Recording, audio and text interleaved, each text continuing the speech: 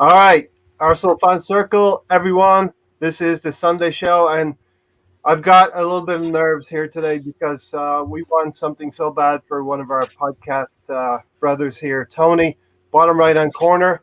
Today's a big day for you, Tony, because we're kicking off a warm up show. Essentially, the day is going to be focused over on Ryan's channel on Mr. Arsenal podcast. They are going to be doing a 24-hour fundraiser starting at 7 p.m. UK time. So please, everybody, go over there, find the link, find Ryan on Twitter, and retweet the link. Get the awareness out there. Let's get some donations in there. Um, so yeah, you'll find that I'm a little bit more nervous because I'm nervous for today and what's going to happen, but it'll be all right on the night, right, Gary? Yep. In 2 hours, the the 24-hour charity event starts. So, welcome everybody to the show here, and we'll see you in a couple hours. We'll be on later this evening to chat with you again. There'll be a lot of things going on there. So there'll be some quizzes going on, other YouTube personalities that you've either seen before or haven't, and you should check them out. So you have a chance to see them, and also, you know, donate to a good cause. We've got my man down here who's missing a leg, and he'd like to get another one. He needs a leg up. He needs a leg up. Before we go to Tony, I want to welcome Matt in as well. Matt, thanks for joining. Thanks, Ray. Thanks for having me. Really enjoying being on your show. So it's great to be on again today. Obviously, all for a great cause. As we were saying, we're going to do a predictions podcast, and we're all the evidence will be taken down and used against us after the three games that we've had for Arsenal. But Tony, today's your day, and tomorrow is your birthday, Tony. So should I wait till midnight? Yeah, you can wait till midnight. Listen, I want to thank everyone who comes here as always, but really stay here till the end and grab a cup of tea, grab a snack, whatever you need to do, a beer, whatever the time zone permits, and go over to Ryan on YouTube here at Mr. Arsenal Podcast at 7 p.m. UK time, 2 p.m. Eastern time. So, as Tony said here, fasten your seatbelts. It's going to be a long 26 hours because we're kicking things off here. So, Russ, thanks for coming in, Russ. Every now and then, Mr. Bungle comes into the chat box. It's him today. He's the legend. Like I said, after this show, head over to Mr. Arsenal Podcast for 24-hour podcast fundraiser for Big Tony. A lot of the YouTube personalities you know and love will be over there with Ryan throughout today and throughout tomorrow as well. So definitely check out what you can when you can donate as well. The link we'll be shoving the link down everybody's throat. I want to be a bit like Bob Geldof here 30 years ago. That's the Irish in me. I was proud of Bob Geldof and what he did. So let's try and get Tony over the line. We need $10,000, Tony, and we're 1,300. We're on our way. Somewhere around there.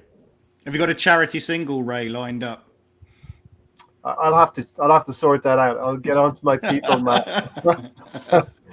Yeah, let's help our fellow Gooner Tony, definitely. And there's a lot of people here that know and love Tony, so let's go over and support that. Let's grab a few people and raise awareness. Good evening, gang. Here I am Edu's biggest fan. Not. We'll get into that very soon. Goonerland as the viewership amps up. Will be. And Alonso will be on tonight. Good stuff as well. Thanks, Alonso. All right, so we're going to do predictions. We'll throw out an easy one. Gary, you can kick us off. Who is going to win the league, Gary? All right, so here we go. No takebacks, huh? So, yeah, I think it's going to be a tough one. I think it's going to be between two teams, though. I think Chelsea and City. And actually, you know what? I'm going to throw Liverpool in there. Are all going to have a chance. I think United also might try to make some noise, but I just don't know if they've got enough. They might be the one team that doesn't have a complete package in terms of players and scheme and manager, coach, whatever you want to say there. So I'm gonna go with I think Chelsea. No takebacks. Yeah, so I think I'm gonna go with Chelsea. I think they've got a lot. They've got a strong squad in terms of depth. and I think that might come back. That will help them in the long run. Last year they were depending on certain players. Now those players can come in off the bench and maybe provide some support and not necessarily have everything on their shoulders, so they can come out and be a little bit free. So I think that's probably what's going to happen there. So I want to go with Chelsea. That's my Tommy choice. Tuchel to do a madness for you this season, Gary, and they've obviously added Lukaku. It's going to be very difficult. We saw all three of the four top teams have added a lot. Liverpool, I think, a little bit worried. Their fans are a little bit worried they didn't add in this window too much. And I think I saw a Liverpool fan saying the gap in age is going to hurt them going down the line, very much like Arsenal. I'm going to go for Manchester United. I think they didn't need to buy Ronaldo, but they went ahead and did it to deny their neighbors, the noisy neighbors, from going ahead and getting Cristiano Ronaldo. Yes, he's 36 years old, but he has scored goals everywhere he's went, and I think they're going to be, I hate to say it, irresistible in terms of going forward. They're going to score a lot of goals, and I think they'll be decent at the back. So Man United for me. Tony, who are you going to go for? The team I thought I went for last year, which would be City. And City are that kind of relentless team who wants to get on a run. Tony, they just keep going and going, and they did that last year. They had a wobbly start, and they were relentless and surged past everyone. Tony. Yep. I won't be surprised if Nuno's bunch finishes third or fourth ahead of United. Mm-hmm. Mr. Bungle, yes, it's not popular. Manchester United are probably my second hatest team after the scum down the road. So, Matt, all three of us picked three different teams here. So, what do you think? I think you're right in the sense that I think it's going to be very, very tight between Chelsea and City. I think both have top quality squads this year. I think Chelsea are very, very strong. I think the addition of Lukaku is going to be big for them this year. I do think City are probably going to take it in the long run. That's my personal opinion. With the United Liverpool front, I do have some agreement with you, Ray, in the sense that I think they will actually probably finish above Liverpool this year. I think they have got goals in them, and I think they have strengthened defensively. So I could see them finishing third with Liverpool fourth this year. Mm-hmm. Yeah. Who's going to finish third? United. Yes. Yeah. Okay. Yeah. So you're going for relentless City. They'll keep possession. They'll suffocate teams, and teams will tire out in the last 30, 40 minutes of games. Yeah. And City have a propensity to do that. Okay, so you're going to go for City. That's two for City. It's Tony and Matt. And if Mahir drops on, I will certainly ask him that question as well. All right, Gary, second question. Arsenal's position this season, and it's going to be a lot of our predictions today are going to be dependent on how we're feeling about where Arsenal are right now. Where do you think Arsenal will finish, Gary? Yeah, I did a video at the beginning of the season going through where I thought they would finish, and I came out with a range between 5 and 7 based on what I was expecting them to do in the transfer market and how the players would improve and whatnot. From what I've seen so far, I probably will shift that down a little bit and probably say it's in the 6 to 8 range. So 7th is probably the best I can see us doing. If we have a good season based on what I've seen. I'm stretching because I think last season we were just hoping they would get 6th and they finished 8th. So they always surprise us. So I'm going to go with 7. I think that's a stretch just because of the way we're playing right now. Can that change? Yes. Do I expect it to based on what I've seen in the past? No, but it can. It can, but I haven't seen anything. The history doesn't bode well for us finishing better than 7th in my eyes right now. And I think it's more just because of things are going to get a little tense, and when they get tense, the team freezes and clump, and they just cramp up basically when things get tight. And it's going to get that way every time we have a loss, and a big loss, right? And a loss where the team doesn't look like they've done it. So I'm saying seventh, but reluctantly, I'm saying that because I just don't. I don't. I'm hoping to see more than what I've seen so far, and maybe the team will be healthy. But then every team is going to go through a stretch where players are going to be in and out of the lineup. Even for us, that's probably going to happen as well. So even though we have less games, but we're probably going to still have situations, right? We've got red cards now that are causing changes to our Arteta's starting lineup. We might have injuries. We're going to have players gone in January.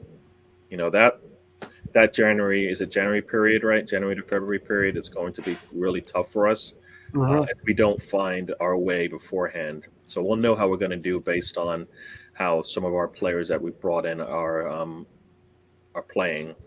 So yeah, seven is where I'm going to go with that. I know that was a little bit long-winded, but yeah, seven Well, stretch. you know why it's long-winded, Gary? Because there's absolutely no way to know. You don't know if we don't think Arteta is going to get it. He hasn't shown anything to tell us that the penny has dropped for him. And despite all of that, we do have a squad that's capable of performing and doing well. So, you're going to get everything from 10th to 12th here, 6th, 7th, 8th, all the way down. Gunnar Glenn is thinking, and I think, Darren, you're going to get the link from Tony. I'm going for Arsenal to win the Premier League. If they change Edu and Arteta, maybe 7th and something to build on. And Alex, great to see you here. So hopefully we see lots of you back in the chats over on Mr. Arsenal podcast, 7 p.m. for 24 hours. And we'll be back on basically on a Thursday night slot, the time zone, 1:30 a.m. UK time onwards. Tony, how are you feeling about Arsenal? Where do you think, what position they will finish in? I'm not feeling too great at the moment. I think the sooner we sack Arteta, the better our chances are of finish higher up the table. We talked about for years, if we get knocked out of Europe, helps increase our chances of winning the league. Now everybody's most optimistic position's usually 6, which still isn't good enough. We can finish anywhere from 4th to 12th. But based on what we're doing right now, I'd have to say 9th to 10th. All right, which one do you want? 9th? 9th. All right, 9th place. Matt, I'm one of the optimistic ones, so I'm obviously going to go for 6th place, and I'm leaving myself wide open to be bantered. But the facts are there. It could be anywhere between 6th and say 12th, even lower than that, Matt. Yeah. Go ahead. Yeah, it's going to be a really interesting one, I think, because there's so many different factors. Like I said, we've gone for kind of positive and negative because I think all of us are kind of not really sure where it's going to go this season. We've had a lot of changes over the summer. Are they all going to bed in? Are they all going to gel? Are we going to keep everybody injury free? Are we going to see them long enough to actually get a run of games together and stick some points on? If we do that, then you could be looking at the positive end. But knowing us with injuries, we don't have a great record.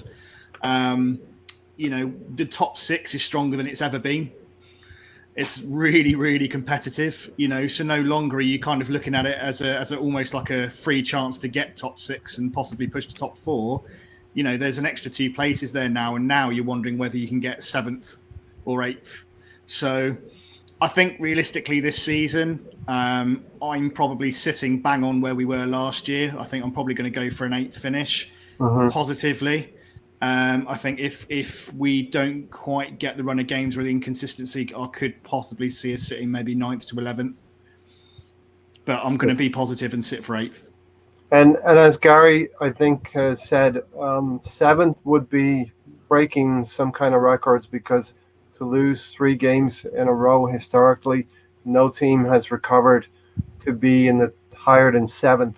I think it was 1998 that Sam had mentioned Aston Villa did it, and in a way less competitive league than where we are right now.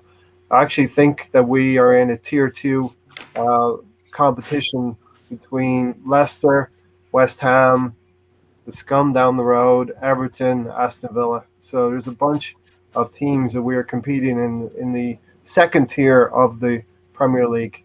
for me. So, as Russ says here, 6th at best. John Smith, good to see you here, John. Afternoon, fellas. Saka looking good in the first 20 minutes for England today. And England should do quite well against Andorra today. They shouldn't have any problems at all. Okay, so I'm going to not have Gary start off every segment. So, Tony, how many points will we get this season, Tony? 58. 58 points. Okay. So we got 61 points last season. We're going to slide back a little bit. And we're going to have a discussion about Edu's interview as well in the second hour of this podcast. So stay tuned for that. Definitely, Tony, the competition has gone up.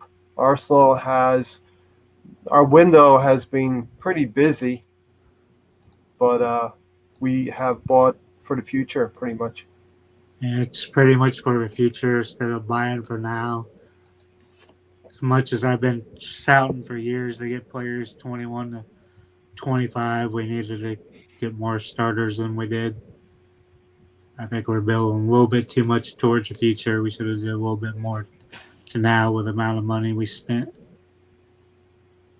Gunnar Glenn said Ireland can beat Andorra, and Ireland is in the doldrums right now. Gunnar Glenn, feeling terrible as an Irishman.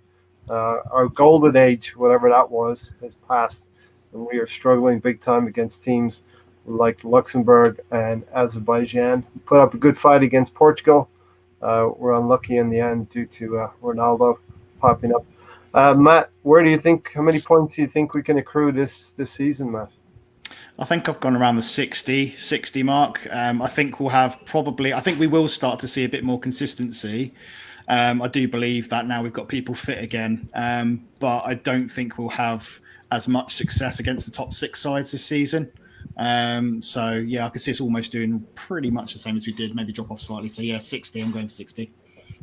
Matt, Russ has said here we aren't competing with Spurs, Leicester, or West Ham at the moment. Well, we have to play them to compete against them. So, and obviously not making excuses, but we did play Chelsea and City. We're going to get some stern looks from some people in the first 3 games here. Gary, I think we're going to obviously I've picked 6th place finish for Arsenal, so I'm going to go for 65 points, slight improvement on last season, 4 extra points. But the team has yet to prove my prediction right. With 3 games played, 9 goals scored, no points gained. Yeah, I was just looking at the standings from last season, and I was way off on my point total last season. You guys all laughed at me, so I am going to err on the side of bring that back. Being as a Are we going to score positive. 78 goals, Gary? Oh, you didn't have to say that on the TV on live show, did you? Yeah, no. I mean, if I'm thinking 7th, it's got to be in that low, that low 60, high 50. Mm-hmm. I'm actually going to go with 59. I think Matt's gone over. Just by that 1 point. Exactly. Everly optimistic. I think 59 is 58, 59, 60. I would like to say I'm going to be happy with that, but I'm not. I just feel like that's where we are, and if I go too high, then my I'm going to be really upset when we don't achieve those goals. So 59 is probably where I'm going to go with that one. When we unpackage this later in the season, and Alex, Gary's looking serious because he was, as he mentioned, he was slightly off on some of his predictions last season, and he doesn't want to be that far wide of the mark again. Gary also angry at Edu, but we'll get into that in the second part of this podcast here. Okay, so that is the points. Now we're going to go goals for. I'll start off here. 60. I think we'll score 64 goals. We have to score more than 55, which is what we got last season. And I think we're going to get more goals by committee this season. We may well be able to spark Aubameyang a little bit with the creative base that we're going to have behind them. Yeah, maybe, Tony. But I think in order to be better, we have to score more goals, and we're going to be relying a lot on the younger players. I know it's not fair. We should have established players that are going to help the younger players, but it seems to me to be the other way around. We have the younger players who are showing the way. Looking for Emile Smith-Rowe and Saka in particular to get a few more goals and chip in, as they say, in past years, Matt. So 64 goals from me, Matt. What do you think? Yeah, I think we will probably improve just because of consistency. I think we won't hopefully make as many silly mistakes as we did last season in the first half before Christmas. I think we probably will overall improve our tally, but not by a huge amount. I could probably see us maybe scoring 58 this year. I can't see where massive improvements are going to be made in terms of goals. Like you say, it probably is going to be more of a group effort this year. But I can't see that increase being significant. So I'm going to be 58, I think. 58, slight improvement from last year for Matt. Gary? Yeah, I'm going to go. I'm going to go with 60. That's 18 less than last year, Gary. yeah. So I think 60 just because we're gonna, so far we've gotten 0 and 3. So yeah. So I'm gonna go with. We have 35 games, Gary, to get 60 goals. So. Yeah, I think I would expect us to hopefully feast on the teams below us on the table, and then we're going to challenge. We're going to struggle against the bigger, the teams in the top half of the table. So, yeah, that's where I'm going. Russ says, "Who would have thought that spending 30 million on a backup keeper couldn't have been used to strengthen the midfield?" Yeah, and we'll get into that as well, Russ. There's a lot. I want to have some people come in. Are these before or after Arteta, right? Before, during, and after. All of the above, Gunnar Glenn. So hopefully Arteta, we can take that out of the equation if we can score goals irrespective of what Mikel does on the sideline. I know it's going to be a big ask. Tony, what have you got for our goals for? I was going to go for 60, but Gary picked 60, so I'll go for 62. It's okay to be equally right. Yeah, so it's okay to be right or, not. It's up to you. Yeah. You're gonna kick yourself, Damn, I should have went with those 60 goals that Gary picked.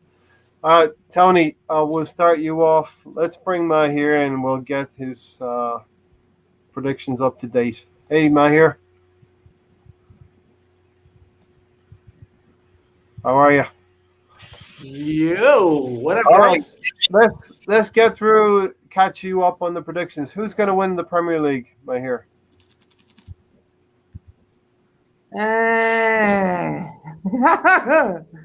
It's between two teams, Liverpool or City. I'm going for Liverpool, really? Liverpool. Yeah. Who are you going to go for then? Yeah. Who are you going No, for? sorry, flip-flop card, quickly. Hold on, Man City. Yeah, City. Yeah, that's why I said Liverpool, really? I think Liverpool could be comfortably in the top 4, but I don't think they're going to be involved in the final Premier League. Mahir, a couple of other things. Arsenal's final position this season. Where will they finish? 11th. 11th. Okay. Keep it real. Mahir always keeps it real. 11th place. Points. Will points finish, Mahir? I wouldn't know. I'm just saying, I'm just being optimistic and being very positive, although I have written out actually 50 points. 50 points will be about 11. But we'll save that for sometimes. Last year we had 55, Mahir. So how many this year?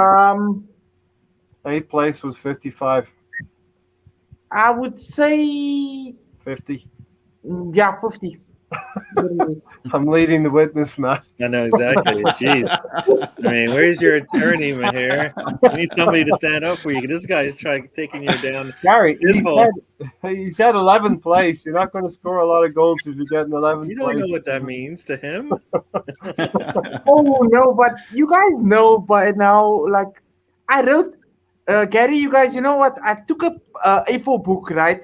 And I said, today what I'm going to do is I'm going to analyze our squad at the moment and all the mistakes we've made. I've got a full A4 page like this. Yeah.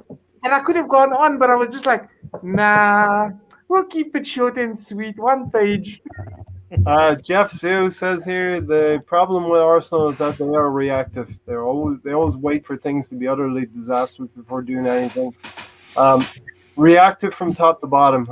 They react. Even the manager will react to things that are happening on the field, and is not proactive. You know, Matt, I think we'd like some of even what Unai Emery used to do: change things up at halftime, and you get a reaction in the second half.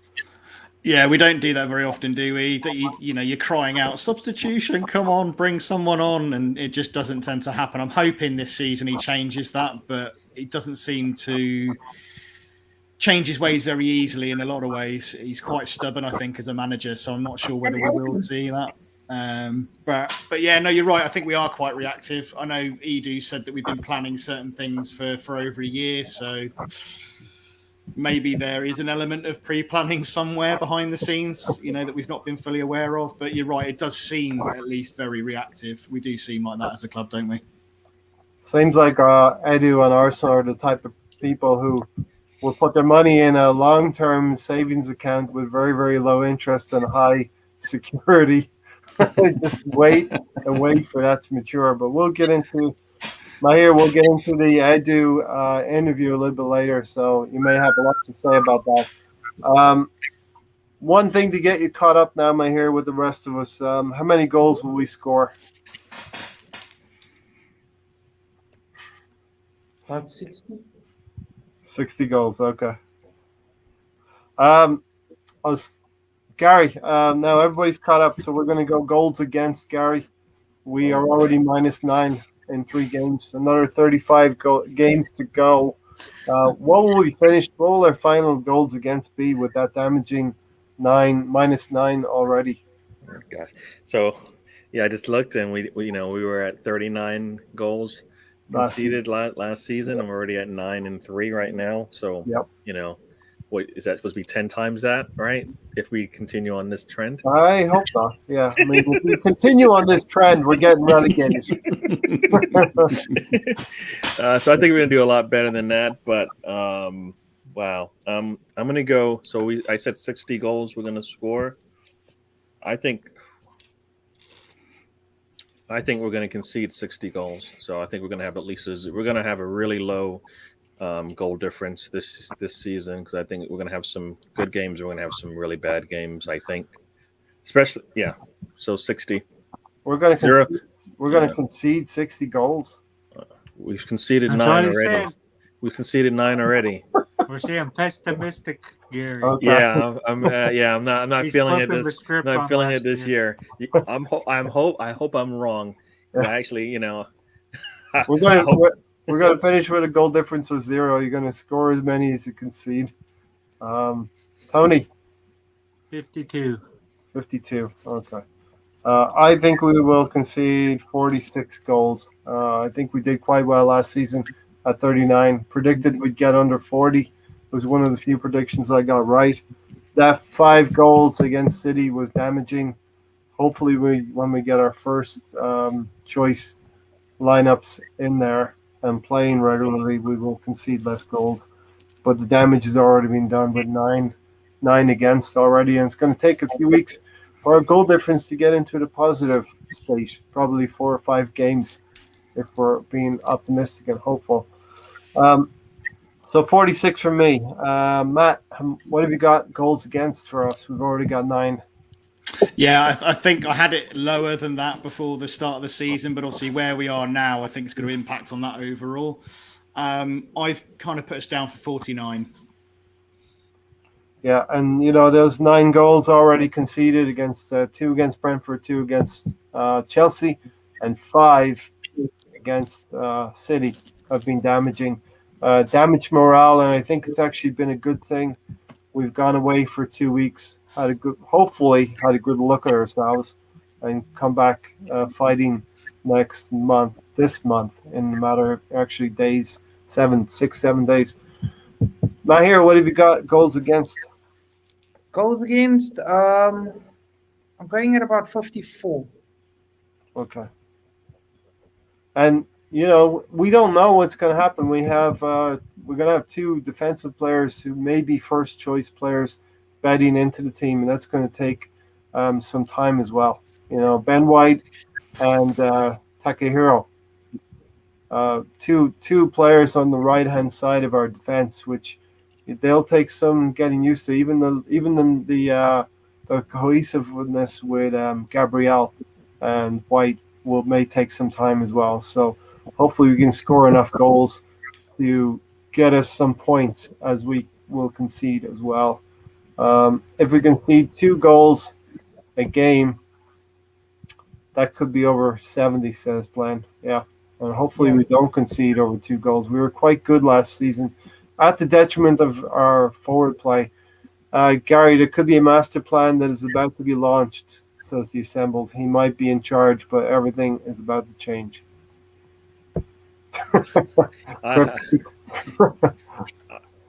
Arsenal hasn't planned anything, I believe, as much as I thought they should, for a while now. So for them to actually have that plan, we don't even have a clue. Yeah, exactly. So for them to have that plan and already set up and ready to go if need be, I would be so surprised. Yeah. They don't plan for the next game. How are they going to plan for what's going to happen in a month from now if certain things happen?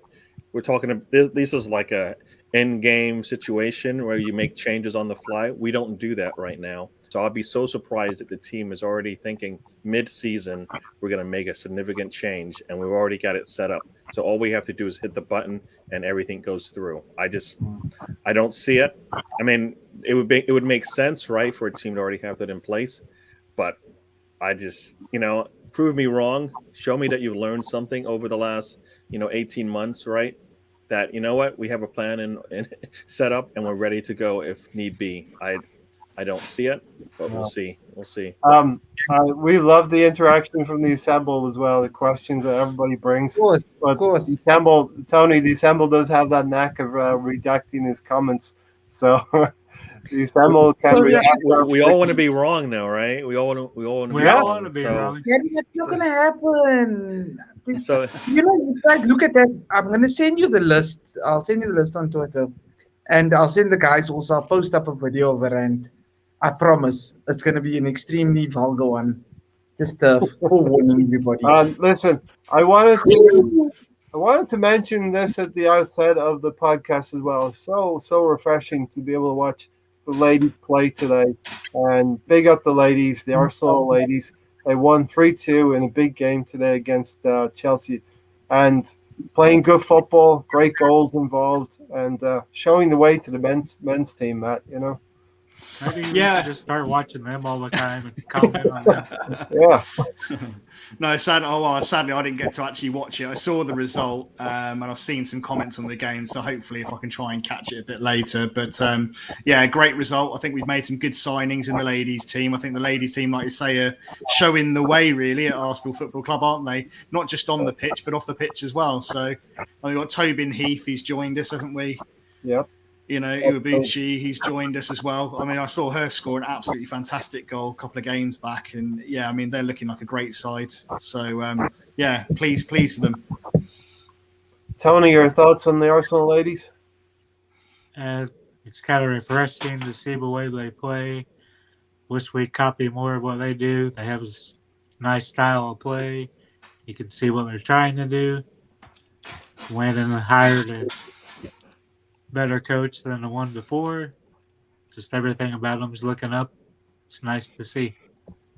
Russ says, "Can we get the Arsenal ladies manager for the men's team?" So it's also Formula One is looking good as well. We are looking like it's going to be a good contest. All of those people are into Formula One, and I'm enjoying Max Verstappen making it a good contest.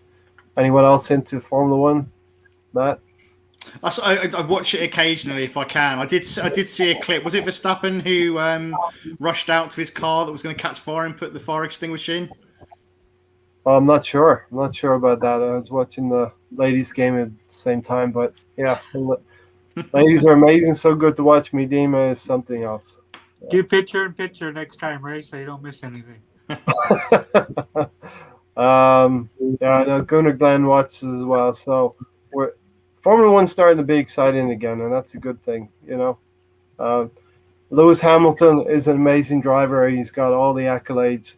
But we want Formula One to be competitive, where you have teams mixing it up with Lewis as well. And I think he welcomed the atmosphere. It was a bit of a dodgy atmosphere, tough atmosphere for him to go into Verstappen's home Grand Prix. But yeah, that battle continues. All right, Mahir, we are going to play 6 games against top 4 competition. We've already been beaten by City and Chelsea.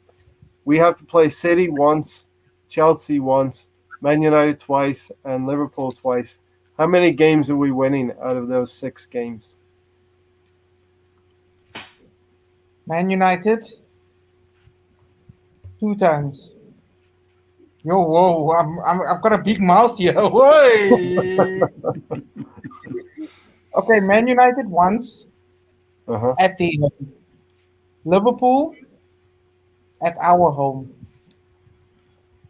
and City and Liverpool now. Okay, so you got 2, right? Yeah. Oh, I we'll agree say with you. 3. Say 3. We could try and get the result versus Chelsea at our home. Okay, so you're going for 3. We did already play Chelsea at home. Oh, sorry. I mean, yeah. Yeah, Stamford Bridge then. Jeff Stamford says Bridge. 0. Reddy says Man United at home. That's it. So, Gary, it's going to be tough with the 3 games we've had already. I'm picking 2. I think we'll beat 2. We'll win 2 of those games out of the 6. And it's going to be important for us to pick up a win here and there because we did fall pretty badly against Brentford. How many do you think we'll win, Gary? Yeah, I'm just thinking. I mean, I'm going by history, and I want history to be wrong, and it never is. Right? I do agree. We'll probably get at least. Wow. I'm gonna say negative Gary today. Yeah, 1 win. That's it. Hey, it's not hard to be negative after what we've seen. Yeah. I want to be so wrong. I want to be so wrong. Darren, I want to welcome you in. Thanks for joining, Darren. Hello. Looking Hello. free. Hi, Darren. Looking pang, right? Isn't that what they say, my hair? Yeah, ping. Pang is what they say. Darren, against City 1 time, Chelsea 1 time, and United and Liverpool twice. How many wins can we pick up out of 6? I want to try and say at least all of them, but that's gonna be highly doubtful in a minute. Theoretically, we can win all of them now because we haven't played them yet. But realistically, what are you thinking? Well, it depends how we play Norwich. I mean, if we play Norwich okay, then I'm not too worried. But I don't know. I won't believe, but at the minute, I'm just a bit nervous on how we go playing. But hopefully, it will be good results on all of them. Hopefully. Tony, what are you thinking there, Tony? Once against Dose. City, huh? Dose. Deuce. Okay, 2. We're gonna win 2 games. Matt, Nope. Oh, I was gonna say nope. sounds like Matt here. It sounds like Matt. You're. I'll tell you that is very, very simple. Just none. I think 2. I can only really potentially seeing us on history, maybe picking up 1 against Chelsea and 1 against United at home. Liverpool seem to be our bogey side. I can't see us winning either of those games. And City, again, I can't see us picking up a win against them either. So I think there's only 2 real chances where we're going to win in those 6 games. Yeah, So and last season we were quite fortunate to beat Chelsea twice and pick up an away win in our doldrums against United. So we got 3 last season. The consensus seems to be 2 wins now amongst the panel here. Jeff says here, our best chance our best chance in the big matches is to park the bus, try to nick a goal, or pray to the heavens that Jorginho passed the ball into his own net again. Yeah, we got away with that one. With their eye was off the game. Yeah, see, that's the thing. We had 2 games where everybody in the world thought, you know what, we're gonna, sit back and play it, close to our chest and try to beat them on the counter. And we looked, and we didn't do that against Chelsea. And I think we could have done that better against City if we had a different, set of players out there on the pitch. So I think we might actually set ourselves up to win, but then because of our the players on the pitch, just it doesn't work because they let us down sometimes, or they don't follow through with the plan. So we'll see, but that's why it's going to be a struggle, because we've had 3 games or 4 games right now, and we haven't seen the same lineup once or close to that lineup. I mean, right? We changed 9 players in between the City game and the West Brom game, and you would think that we could have maybe kept some more of the starters in there just so they don't they could be ready to go. But no confidence that we're going to see consistent lineups every week as well. I think someone else was saying I think Tony was saying we are going to have 7 days apart on most games, but we've got no confidence that the team can prepare properly, do the right things in order to be ready for that Saturday or Sunday game, and win league game after league game like West Ham. I keep pushing that West Ham narrative, but that's what they did last season. They didn't have European involvement. They outperformed what was expected of them from their fans, and I wish Arsenal could do that this season. Let's outperform relegation fodder. Let's get up there in the league, starting against Norwich.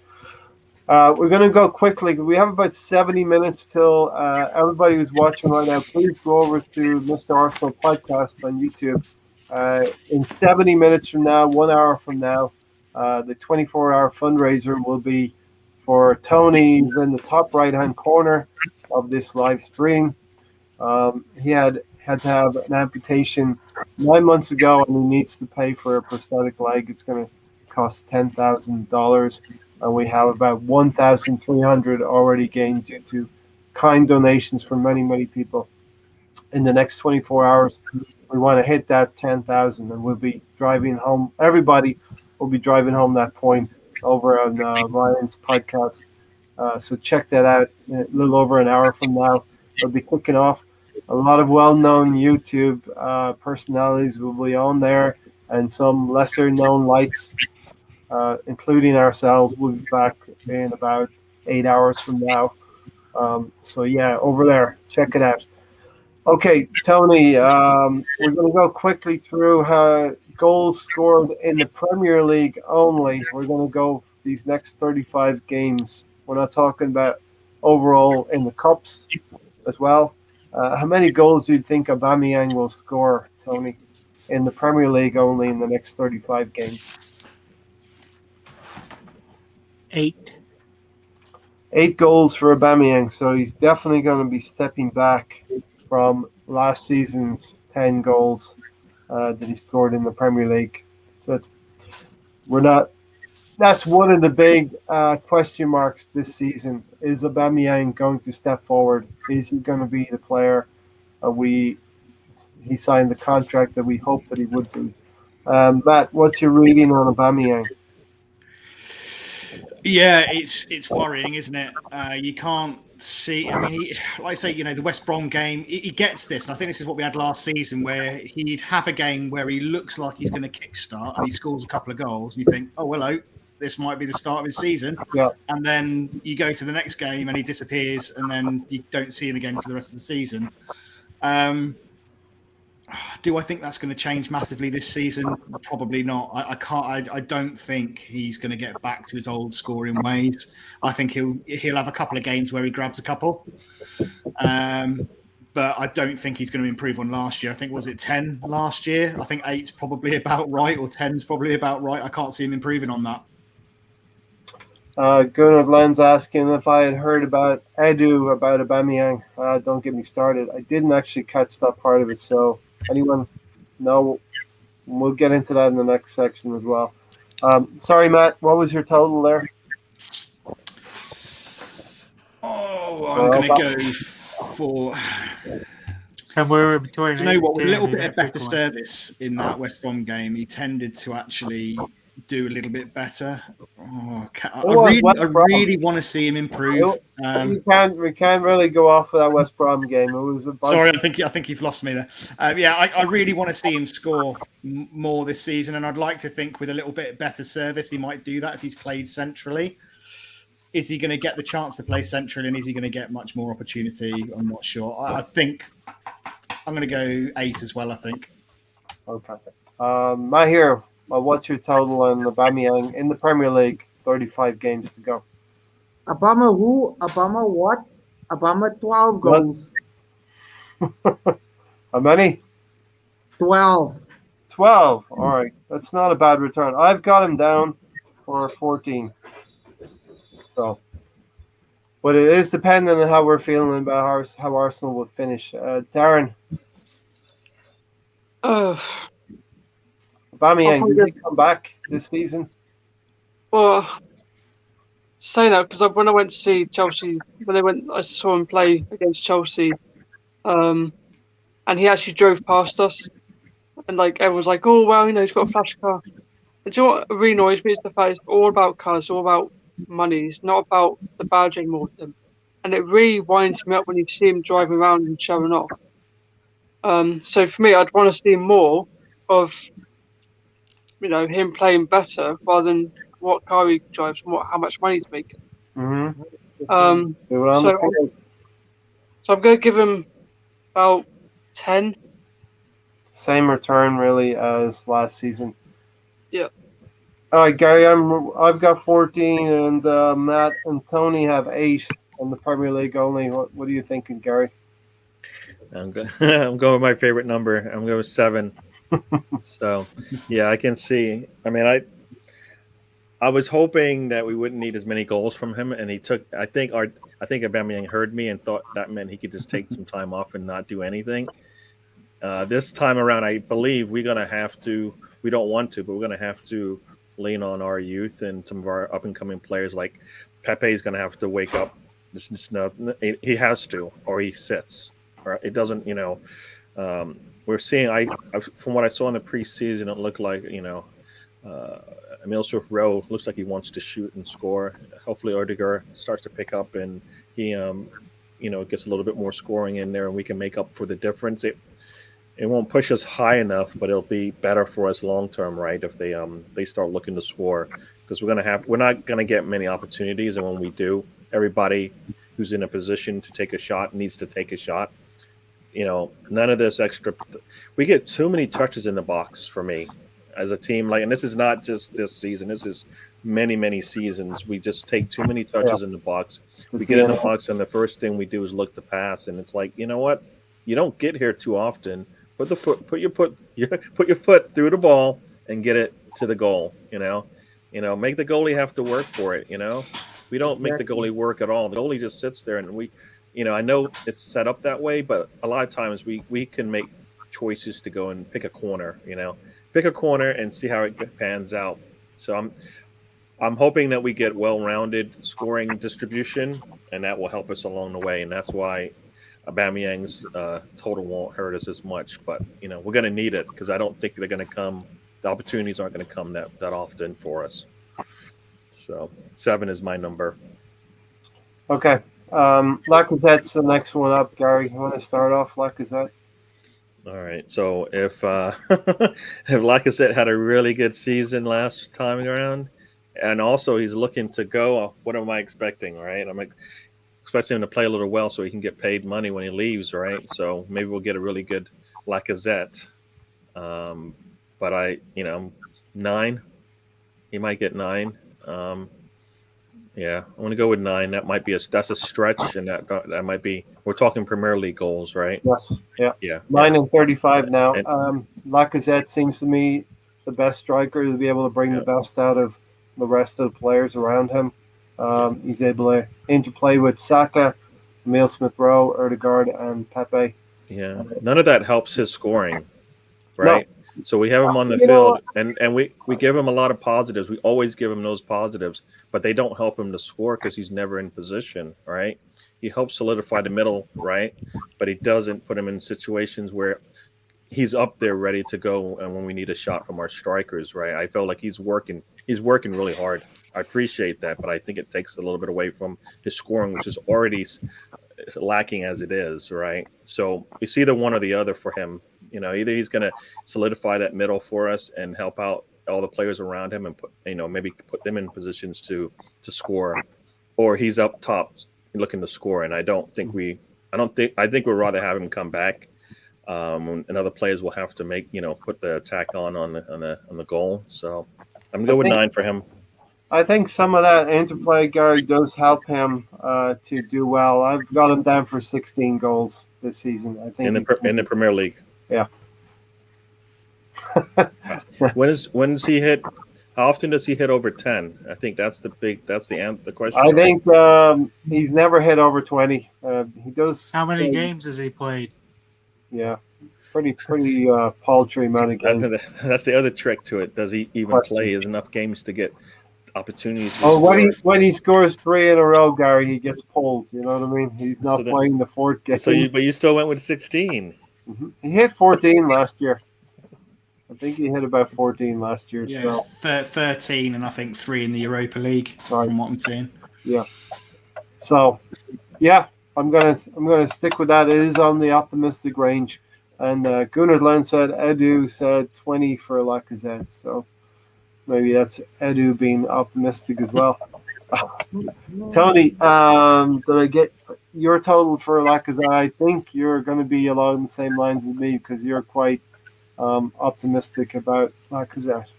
Last year I had him down for 22. I think if Arteta started him instead of pulling him when he started off 3 goals in 3 games, that he would have gotten close to that. So I'm going to go with 21. 21 goals for Lacazette. All right, Darren, Lacazette. Because I prefer Lacazette than Aubameyang, just because he's sort of more ability to score. I'm probably going to give him about 15. 15 goals. Okay. Mahir, what have you got? Are we talking just league goals or goals in? Yeah, just league goals in the 35 games that are remaining. 15. 15. Okay. And Matt? Seems like a popular consensus. I was got to add 15 down as well. Yeah. I am really negative today. Then, if you guys are all doubling me up here, You better change your background to fire. Gary, you need to change your background to Raging Thunderstorm or Fire and Brimstone. Yeah, it is. Ooh, it's getting hot over here. It's getting hot. Who's that guy with this? Some guy with this long steak. I don't know what he's doing. He's just, and another guy with he's got a black coat on. I don't know. I like to think, Glenn, I'm a realistic optimist. Bit generous there, right? Maybe a bit generous, but maybe I'm feeling like we need to get that money. Bob Geldof style, we need to get the money in for Tony. And Bob Geldof style, we need to get more goals from Lacazette. Edu's interview with Sky was weird, as if he was trying to convince himself rather than the listeners. Ready, we're going to be talking about that very soon. We're going to get through 4 or 5 more players. Matt, Pepe, what do you think Pepe's return is going to be? I got him down for 14. I want him to step forward this season. Yeah, I'm very much on the same line of thinking, to be honest. I actually think he could end up our season's top scorer, potentially, if he gets enough games. I think he's got quality. I think when he showed quite a bit of improvement. I think he's starting to show signs that he's settled a bit. He's not losing the ball as much. He's getting past players more and getting more involved. I think he could bag a good number of goals this season. And he tends to get picked a fair amount now as well. So he seems to have trust.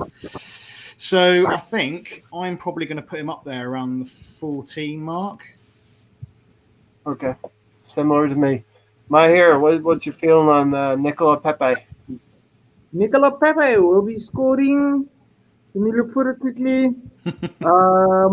15. 15 goals. Darren, what have you got? I'm going to go for 12. 12 goals from Pepe.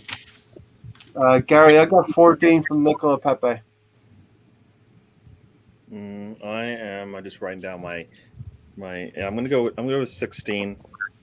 I mean, he needs to be in the 20 plus, all around with all Goals the and extra assists. Yeah. So I'm gonna go with 15.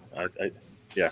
I mean, this is what You we said need. 16, then you said 15. Which one is it? I said 15. I didn't say 16, did I? I got him down for. I didn't write it Oh, down. you're right, Tony. Sorry. Correct. 16? Yep, 16 is what I wrote down here. Sorry if I said 15. All right. 16 number. 15 and a half, Gary You said. said 16. Tony, what have you got? I go 15, but now I'll go with 17. 17. Okay. And shout out to On the Stoop. We're going to be on with you later. Lolo, I think. Pepe needs a breakout season enough with the step overs. Just get the ball in the back of the net. Exactly. When he puts his head down, it doesn't matter what the defense does. He gets to wherever he needs to go. All right. Just like you said, just put your head down and attack.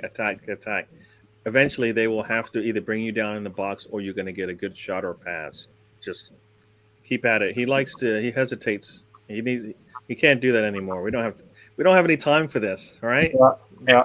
Look, we're going to be on for about another 50 minutes here. We're going to get into the Edu interview very, very soon. We got a few more players, but I think Gary or Tony might share the link on the in the thing there. If On the Stoop wants to join us, say hello as a warm up to the hour from now over on Ryan's podcast. So, Darren, Bukayo Saka, a huge step forward last season.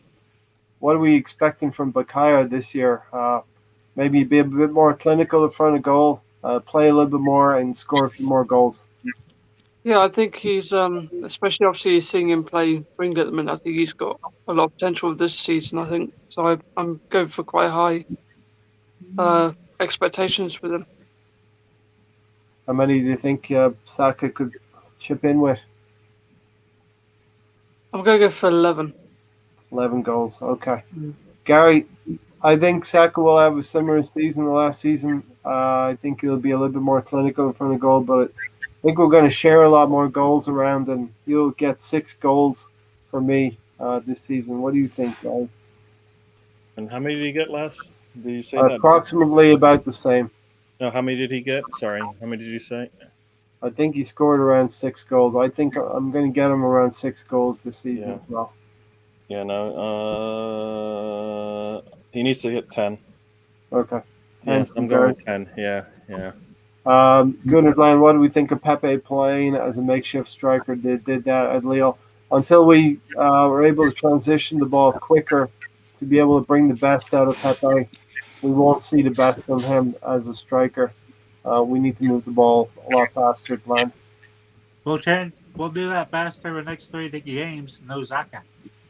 Yeah, I'm very interested, Tony, to see that dynamic with Lakanga Sambi and hopefully Partey coming back with Gabriel and Ben White and maybe even Ramsdale. Controversially, there's some murmurs about Ramsdale playing goal starting the next game. Russ said Lukaku showed Laka exactly how a striker playing when his back to goal should do it. Tony, what have you got for Bukayo Saka? 1 more than a shirt number. Okay, he used to have 77, but now he he's has got 7. 8 goals for Saka. Matt, what do you think Bukayo can weigh in with? I've got 8 as well. Yeah, I think I'm fairly happy with that. Okay, cool. Matt keeps copying me. Oh no! Well, your predictions are just good. Great minds think alike. Yeah. Well, we'll see about that at the end of the season, won't we? Yeah, I mean, it's okay to be the same. Mahir, Bukayo Saka. Saka, I would at least want more or less 10 to 15 goals, so say about 10. 10 goals in the league for Saka. That's prolific in 35 games. Okay, Lolo, I think we will see you later. Looking forward to talking later tonight. Reddy said thanks. 10 for Saka. So next one up, Gary, is Emil Smith-Rowe. Yeah. And how many did he have last one? Do we have a count for He that? scored two right at the end of Two. this, right at Yep. the end of the season. Okay. I'm gonna go with 5, but I expect him to have hopefully close to double that in assists. So that's Yes. kind of what I'm looking for Yeah. from him. He's gonna have to improve, and we're gonna, like I said, we're gonna probably take advantage of hopefully any opportunities we get when we play some of the lower teams in the table. I guess we are in the table, so the teams in the table, the bottom of the table with us. So yeah. That's the only way we're going to turn this thing around. That's the only way we're going to be smiling is if we see some of these things, right? And I think everybody expects us to be able to do that. Roll our sleeves up, and fight our way out of it, right? 5 goals for Emil Smith-Rowe, but I'm expecting close to 10 assists. Yeah, I agree with you. I agree with you, Gary. But I'm going to go for 4 goals in the league and about 6 or 7 assists to show he's developing in the right way. And whereas we want Pepe to step forward big time, he's in his 3rd season with us, and he should do that. Emil Smith-Rowe is going into his 2nd full season. Well, his 1st full season with us, and we want that development from him. Tony, Emil Smith-Rowe? 4 less than a certain number. You make things difficult. 6. Doing math, man. Who wants to do math? We don't want to do math. I did math already. It's going to be a long day. The only math we should know is 24 hours here, and it's coming up in the next hour. So listen, everybody, get yourself some refreshment, a cup of tea, a beer, and join Ryan and the rest of us over there for Tony's 24-hour fundraiser. Good to see James in here. James Fernandez. He's living his best life at the top of the league, Gary. Yeah. Tottenham, our resident Tottenham fan. And we got to take it. Hello, James. Yeah. We got to take our cod liver oil right now and swallow it. They did what they got to do, right? And they're playing like a team. And that's what we want, all right? We want to, when 11 players get on the pitch, we want them to look like a team. I don't think we feel, at least I don't feel like we are doing that right now. So, yeah, we want to aspire to be, kind of like them. I'm not going to say like them because that would be too much, but yeah. Winning some games and not conceding. Yeah. I take scoring 3 goals and not conceding, but, it's a long season and things can change. We'll see what happens. Hope you're all safe and well. Big win for the women's team today. We were just saying that, James. We can find solace in the ladies giving us some victories right now. Will Partey kill any pigeons this year? Probably. Yeah, probably sky a few over. But he came so close, Matt, last year. He hit the woodwork. 8 for Emil Smith-Rowe was ready. You're crying for him to score, aren't you? I just want to see one of them go screaming into the back of the net because I'll go mad when that happens. But so far, not so much luck. We'll stick Partey in right at the end. So, Matt, how many goals do you think Emil Smith-Rowe can weigh in with in the league? Well, Saka I put down for 8. I can't see him hitting near Saka's figures if I'm being realistic. So I'm probably going to have him down for 5, I think. Okay, 5 goals, not bad. Shout out to Ryan, who is kindly doing the 24-hour podcast. So we got that promoted up here, Ryan. We're hopefully going to do it justice here, warm everybody up, and try and divert some people over there. You're going to get started in about 50 minutes from now. So we'll be over there to do our part as well. Sooner Gunner said, Tony, Sam is on pigeon killing duties. He killed all the seagulls in Norway. Just like St. Patrick banished all of the snakes from Ireland. Who have we got? Mahir, Emil Smith-Rowe, Mahir. I'm going very low, but like I'm saying, 5 for Emil Smith-Rowe. His assists need to be way up there. He needs to be assisting all the kings, man. We have players who are creators and assisters, and we have players who are finishers and need to grab a lot of the goals. And Emil Smith-Rowe, Ødegaard, Saka, essentially going to be providers. Darren, did I get your Emil Smith-Rowe total? I'm going to go for 6. 6, okay. Next one up for you, Darren, is Ødegaard. How many do you think he'll weigh in with? I'm gonna go for same 6 again from. 6 as well. Okay. Am I here? 6. 6 for Erdegaard. Okay, I'm gonna weigh in with 4 for him in the season. Again, I think he's a provider, and he will get 4 for us. Matt. Yeah, he's certainly a provider. I think similar to Smithrow. I think I've got him down for 5, but hoping he scores another screamer like he did against. Was it Olympiacos he scored against? Yeah, What a rocket! Yeah. Yeah. Tony, Erdegaard. 5. 5. And Gary. I have 6 here. So Okay. Yeah. All right, we're gonna just throw 2 more in. We're gonna add Partey in at the end, but I know a player who's near and dear to your heart, Gary, Martinelli. How many goals do you think Martinelli's gonna get? And he seems to be the odd man out right now in the squad. Can we find a spot for him to play? Well, he scored 2. He scored 2 last season, and now he should get. I'm expecting to get more opportunities this go around. Yes. I believe so.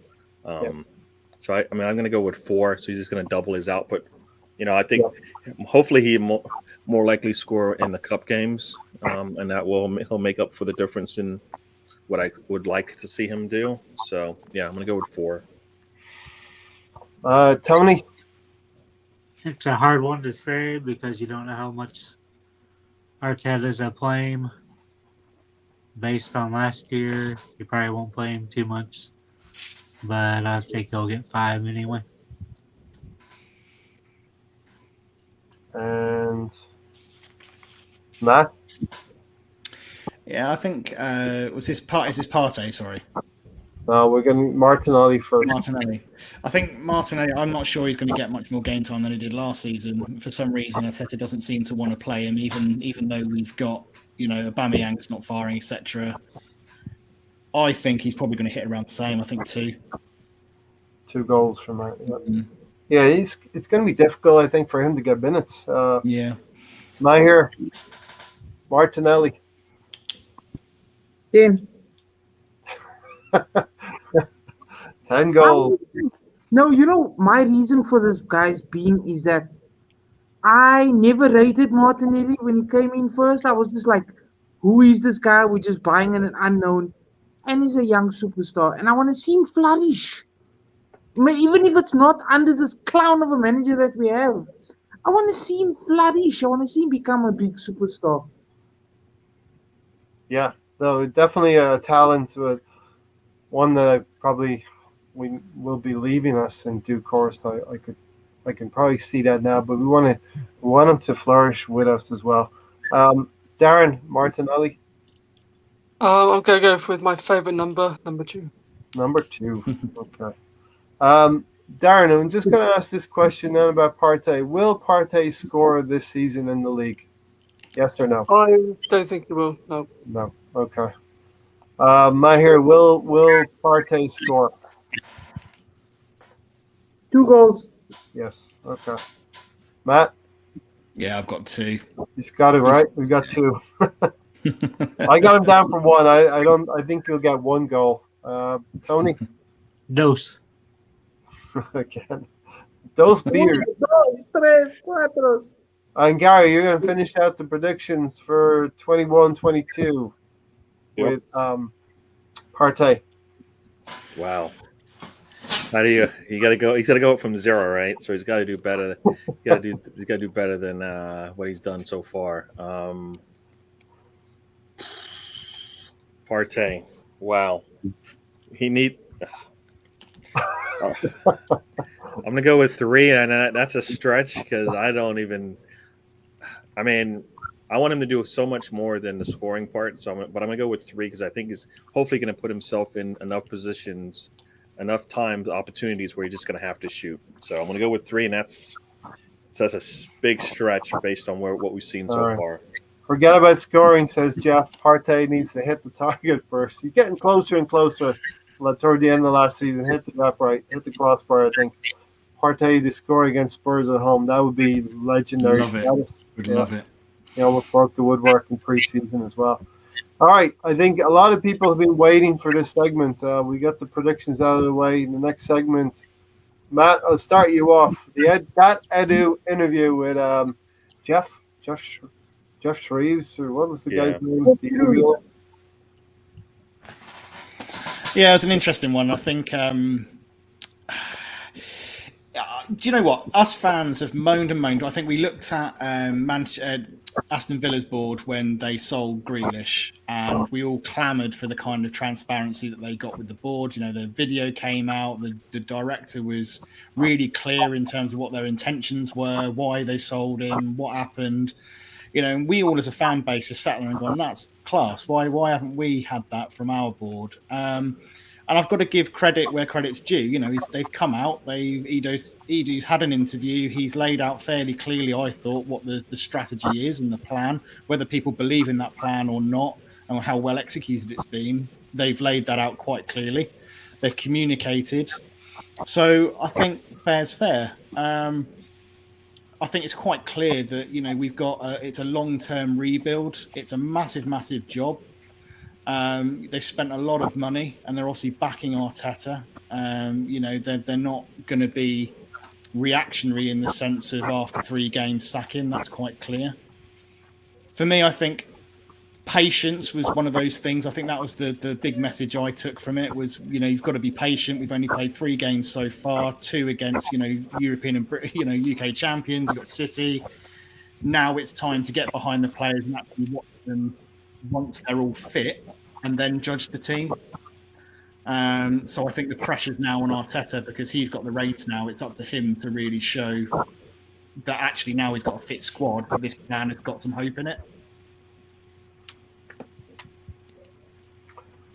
Anyone want to jump in? Yeah, no, I mean, if Matt it makes a good point. We wanted clarity. It doesn't mean we can't be critical of it because we're critical of nothing right now. We got some information back.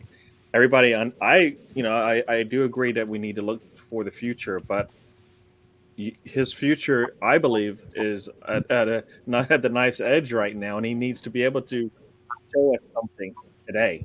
You know, not a year or 2 from now, because that's good. It's all good and well, but you can't just keep dropping because it doesn't help you out in the long term, right?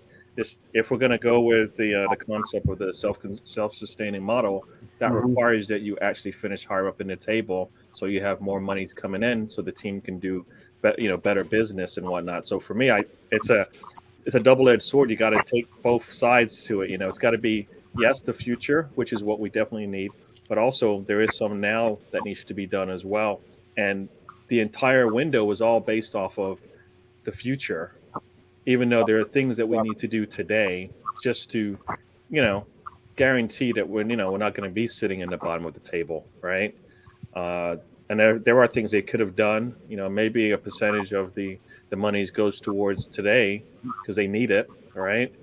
We need depth in the midfield. Partey, Xhaka will always, it seems, be out of the lineup for one reason or another. They just cannot stay there.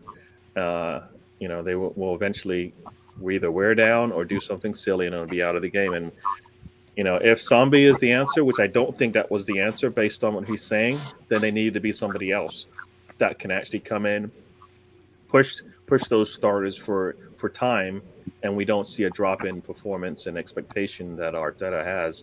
So I believe that it needs to be both, right? We need to talk about now and the future. Because now isn't guaranteed. The future isn't guaranteed, and now you can actually do something about it. All right, so that's where I stand. I listened to a couple of pods, and they were talking about Jeff being like their hero because he's asking the big questions, that nobody's asked before, and we'll probably never see it again because he probably lost his Arsenal credentials now because of the way he treated Edu with all the questions he was asking. Yeah. But I think they needed to be answered. He did answer them. I don't think we like them, and that's fine. But we wanted to hear what they're doing, right? And really, did we need to know that they were going young? No, we could have seen that. But they're saying that we have what we need right now. So Partey and Xhaka are the midfield pairing that they're going to go with. And I think for me, No, I would like to have seen them improve. I don't agree with the concept that we've got Partey and Xhaka as midfielders, and we don't need to improve on that because that wouldn't make any sense. And Yeah. I'm like, no, that would make sense. Yeah. I mean, look at every team that's ahead of us that's at the top of the table. Look at the moves that they made, right? Chelsea went out and got a better striker, all right? Manchester United went out and got a better defender, all right? City went out there and got got Grealish. I mean, they all improved on spots where they were really good last season, all right? So the fact that you're saying that you're not going to do that when we know that those players are not they don't provide what we want is, that's I don't think that's that's something that doesn't sit well with me because that means that we're not looking to better ourselves sometimes. We're just going to fill out the gaps below them, but we're not going to try to get better if we can. And I think that's one spot where we will probably needed to get better is in the midfield, right there in front of our center backs, right? So that comment, Gary, was very Wenger-esque in terms of we don't want to kill the players who are already in midfield, and it seemed like they were pointing. Edu and Arteta agree that Xhaka and Partey are the first choice central midfield pairing, and the Lokonga and Sambi is just there to be the stopgap for whenever someone's injured. And they didn't want to bring anyone else in, but it would kill that first choice pairing. That was my most offensive. I took umbrage to that the most in that interview.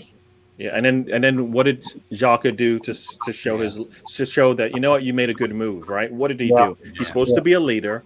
We are struggling in a game. We need our leadership to be on the pitch. And what does he do? He puts himself in a situation that gets him sent off. Whether it was right or wrong, whether it was on the edge of being called a different way, he definitely went down to ground. He didn't really need to. Right at that point, we don't need to lose players, and he put himself in that situation, and once again let down his manager, who put confidence in him. Right? Your manager is telling you, no matter what you do, I got your back. And then what does he do? He goes out and does that. Right? And that's the part I don't get. Right? The players that might need that kind of backing from their manager aren't getting it, and then you can see it when they play. This guy gets it all the time, and he all the time proves why he shouldn't. And my here, there doesn't seem to be any kind of recognition from Granit Xhaka. When he got sent off, he saw the red from the referee. He couldn't believe that it was a red card offense. There's no humility about him. There's no recognition. He may provide leadership in some way, shape, or form, which for me is debatable, but he doesn't have that in-game management within what's between his ears here. He doesn't think I'm on a yellow card or this could be a dangerous tackle.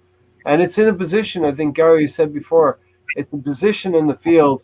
You don't need to make that kind of tackle, Mahir.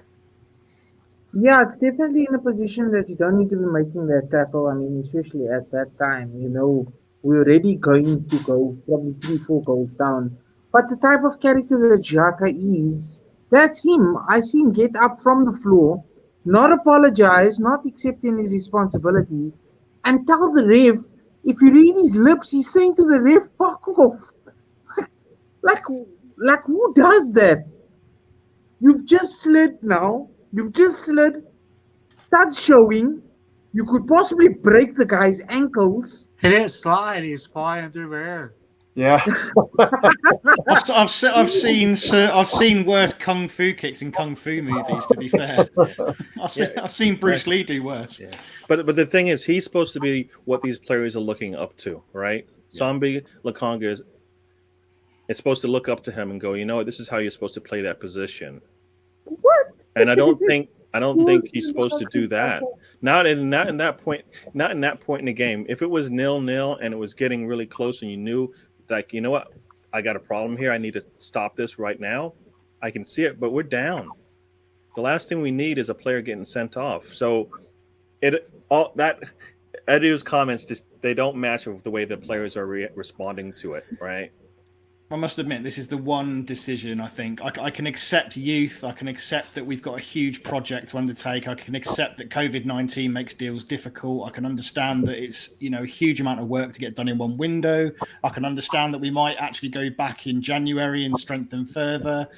I get all that, but this whole Xhaka thing is the one thing that I look to, and it undermines the project somewhat because, like you say, you look at the fact they say, right, well, we've got youth.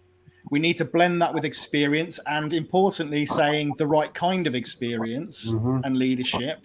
Yet you keep Xhaka, who has been flirting with Roma all summer. He then comes in and does what he always does. And like we said a moment ago, losing his head. Good leaders, to me, they are the ones that keep their head while everyone else around them is losing theirs. That's a good leader to me.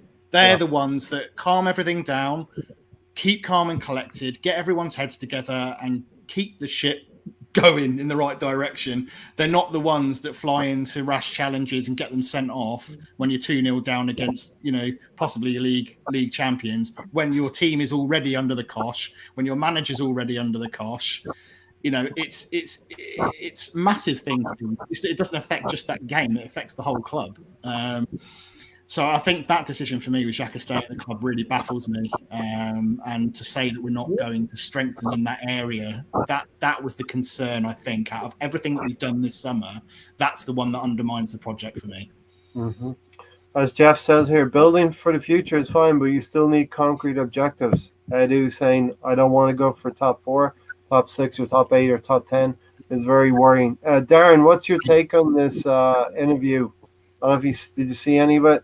Or any opinion on it? Yeah, so I kind of feel that actions speak louder than words, in my opinion. You can say this, you can say that, but I want to see action. I want to see the change. I want to see the project sort of being more positive. But at the minute, I've got some belief, but at the minute, as I said, it's all talk for me. And I hope it does go positive and how it should do, but at the minute I'd rather sort of see the proof of of the progress really.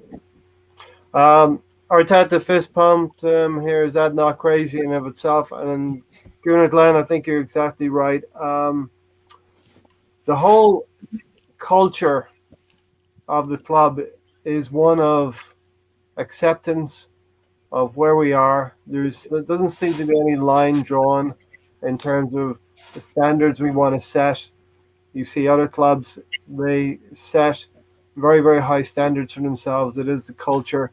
And Edu seemed to me very, very nervous, very, very defensive in the interview. He knows, he's very, very well aware of how the fans feel about things. And to be defensive, you're already on the back foot with things. And I think verbally you're saying all the right things. The club needs to build, but the message that's being sent to the players, because players do listen to this, they're thinking it's okay to accept mediocrity because we're in this rebuilding phase, and the players are hearing this, and they're hearing that this season is a wash. Tony, what's your sense on it? The players, I think, are hearing they don't have any goals, but we're going to build for the future. Does that make the players want to fight for today, Tony? No, it doesn't. And I think that's the worst part of this team's just we don't have the right attitude, the right fight, the right culture. And the main thing is we don't have the right culture. I've been saying it year in, year out. We don't have the right culture. Edu isn't the right man for the job. That interview proves that even more. Somebody needs to get on the phone with Overmars, get him in there, help start changing the culture, get some new people on the board, get a new manager, and start winning, start playing for now. You can't plan for ahead, you got to plan for today. And I think we misspent our money. Having Xhaka for your foundation is a very poor decision. And building works, that's all the foundation work, all the groundwork. That's the most tedious and most important part of the building. Usually takes the longest. So you need that before you work on the other things. And building around Zaka's totally the wrong thing. He's got all Yeah. those mistakes in him, all the yellow and red cards. Just not a leader on the pitch. I don't care what he does in training. I don't care who jock strap he's pulling up or what he's doing extra to make Arteta see him as a leader. I've never seen him as a leader on a pitch. Makes me sick in my stomach every time I see him with a captain's band. Just no. It makes you wonder how that interview process went when they were like, all right, you know what, we've got a lot of exits out of the team, Raul and everybody, and so everybody's leaving. All right, so next stop Adu. So Adu, how do you plan to get Arsenal back to where we want to be? Well, I just want us to play as a team. That's it. I mean, that's basically what he I mean, I don't know. It's not an interview, but he might have said more, but that's not where Arsenal wants to be. They don't want to just play as a team. I mean, the goal for everybody, it should be, and this is the problem, right? Everybody in Arsenal, the goal should be we want to win the league. We want to be a Champions League winner. These are our goals, right? When you set forth, and how do we go about that? Well, to go about that, you got certain steps we're going to take, and you should be able to spell that out. But to come out and say we just want to play as a team, I mean, I don't think he believes that. I mean, this is a man who played on a team that didn't lose a match for a whole season. How in the world do you then turn around and then say, you know what, we just want to play as a team now? Wow. Gary, I mean, I tell you why this happened. Yeah. It's weak mentality. It's weak mentality. They just want yes men and puppets, and they're using the excuse. Say for instance, now they want to back Arteta, right? So they want to use an excuse by buying youth players and saying project youth and playing them, and just like that mentality, like we just want to play as a team for now. Yeah. Players like Ivan Toney from Brentford, if I'm not mistaken. Ivan Toney was asked, and they've just been relegated. Promoted. Yeah. They asked him, where do you see yourself? Like, what is your ideal goal? Like, even in the season, and he said, I want to win the Premier League. Then you got people like Rob Holding saying we don't inspire to be like Chelsea. Chelsea have won Champions League. Two things, they've done that twice in the time that we've supposedly broken down a beautiful, legendary stadium in order to compete with Europe's elite, the world's elite, right? Yeah. And they're just going to continue to do this. Because Arteta knows, they know, if they had gotten Awar, Bazuma, Neves, who else? Max Aarons, Lamptey, all these players. If Arteta is then at 10th or 12th, there's no choice but to sack him. So you see what they're doing. But they're already under pressure, my here. They have spent more money than anyone else. No, but they've got the built-in excuse, like my hair just said, right? The built-in excuse that we're building for the future, so we're not going to. They're all going to blossom together. Finishing the top 7 isn't a negative, right? But they have. They're all going to blossom at the same. Not blossom, man. I don't know. I'm saying blossom like I'm thinking of a flower. They're all going to bloom together. They're all going to explode at once. How do you know? Yeah. How do you know? Not only that, but what team does that? What team can you look at and say, you know what? All of my 20 to 24-year-olds are the leaders. They were just coming up in the team, and now they're now they're 23 to 27, and now they are the leaders on this team. No team does that. No team does that. If you look at any team, the age dynamic is broken up. I mean, if you're thinking that way, then why did you keep Lacazette? Why did you keep Aubameyang? Why did you keep Partey? Because he doesn't fit into that mold of the future now. You've got we players. are our players for now. No. He said we're not. He said we're for the future. We are our players for now. No, why do we keep them? Why are you keeping 500 $100,000 a week in strikers. If you're looking to the future, that's just a waste of your resources in terms of bringing in new players, right? You can't afford to do that if that's where you're going. I just think he just gave us an answer based on what they did, not based on what they were trying to do. I think Yeah. they really, in reality, needed to be doing a combination of thinking for the youth and also being able to improve the starting lineup, and they weren't able to do that, right? They looked at Martinez, they looked at all these players that would definitely improve the starting lineup, and they couldn't sell it to anybody, right? And it's hard to sell it when they look at what you're doing and go, oh, I don't want to be part of that. I mean, I might do well there, but it's not gonna, I'm gonna be, I'm gonna get probably brought down a little bit from just trying it out. So I kind of feel like, what, they're saying, like you said, the actions speak louder than words, right? So they just told us that they're a youth movement, but then they're also keeping these high paid players that aren't going to get us where they want to be because they really don't have any goals, right? Jeff. And they can't play both of them, right? Are they going to play both Lacazette and Aubameyang? They're not. They can't figure out how to do that. So if you like Mayor said, if you go out there and you spend money and you get all these players that are Premier League ready, as we say, experienced, and it fails, it looks so bad, right? But it shouldn't. If you're good enough manager, you should be able to take those players, get them incorporated into the team dynamic that you have set, and get something out of them. We're not seeing that now, and that's the problem. I don't think they can do it. I don't think they can do it. We've been in Saka with the assist.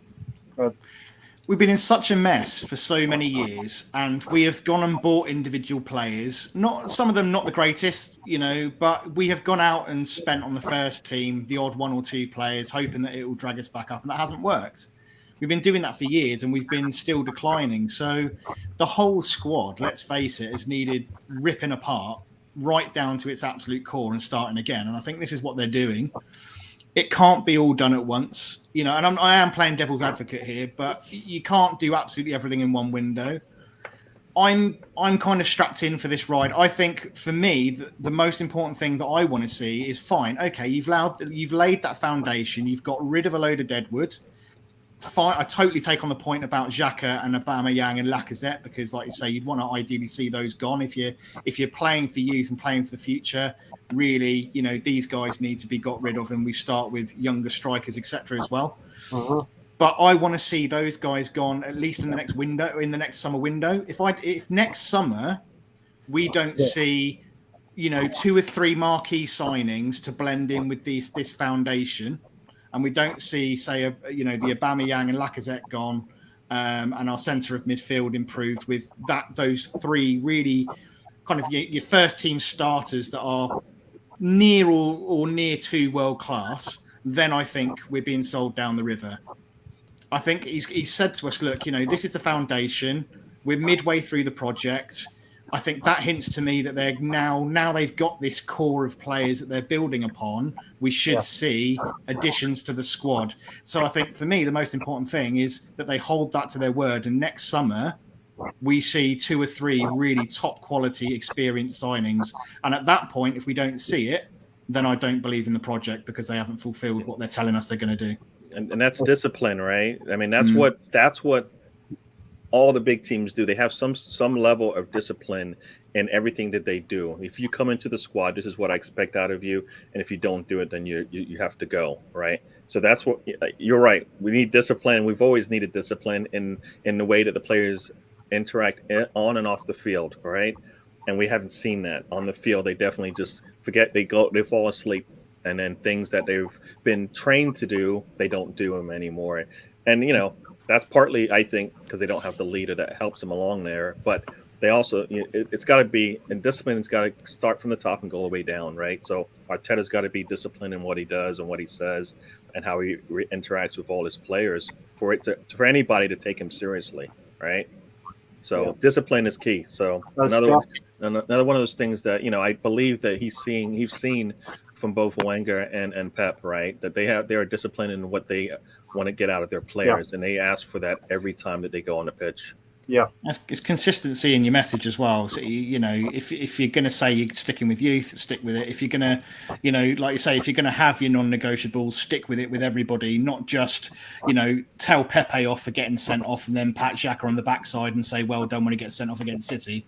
You know, you need to be absolutely consistent in what you're doing. As Jeff says here, if my boss asks me how a project is going, I tell him I'm building for the future. We get fired on the spot. But your boss wants to know what's happening here and now. My boss will say, where are we with this? Where are we with that? I think the real issue this season was Edu being Brazilian.